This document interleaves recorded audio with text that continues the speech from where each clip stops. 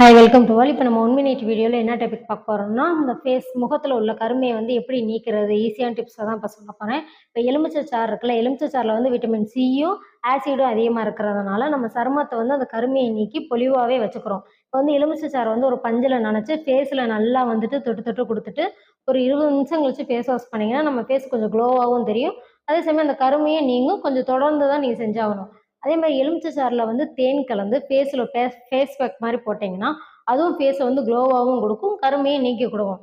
இப்போ வந்து இந்த வீட்டில் இருக்கிற பொருள் அரிசி மாவு, கடலை மாவு, உளுந்து மாவு இது 3யும் சேர்த்து அதோட கொஞ்சம் தயிர் கலந்து நம்ம ஃபேஸில் நல்லா போட்டுக்கிட்டு வந்தோம்னா கலராகவும் ஆவீங்க, அந்த கருமையும் போய்க்கிறோம். இப்போ அன்னாச்சி பழத்தில் வந்து ப்ரொமுலான்றதும் அப்புறம் என்சைன்றது இருக்கிறதுனால நம்ம இறந்த செல்களை நீக்கி நம்ம ஃபேஸுக்கு வந்து ரொம்ப பொலிவுவே கொடுக்கும்.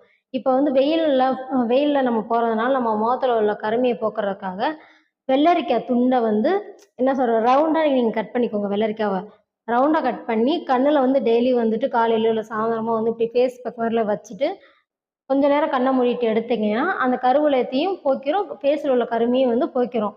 அப்புறம் வந்து தேங்காய் எண்ணெயை வந்து நம்ம நெத்தியில் ஒரு வேளை அதிகமாக கருமை இருக்குன்னா இல்லை ஃபேஸில் இருந்தாலும் ஓகே, தேங்காய் எண்ணெயை எடுத்து நம்ம வந்து எங்கென்ன இருக்கோ அந்த கருமை இருக்கிற இடத்துல வந்து மசாஜ் மாதிரி நீங்கள் பண்ணிக்கிட்டு வந்தாலும் அந்த கருமையை நிற்கும். ஸோ இது உங்களுக்கு ரொம்ப ஈஸியான டிப்ஸ் தான். வீட்டில் இருக்கிற பொருளை வச்சு நீங்கள் எல்லாமே செஞ்சிடலாம். ஸோ நீங்களும் ட்ரை பண்ணி பாருங்கள், நாங்களும் ட்ரை பண்ணி பார்க்குறோம். எங்கள் 1 மினிட் வீடியோக்கு நீங்கள் சப்ஸ்கிரைப் பண்ணிவிட்டு லைக் பண்ணுங்கள், ஷேர் பண்ணுங்கள். தேங்க்யூ.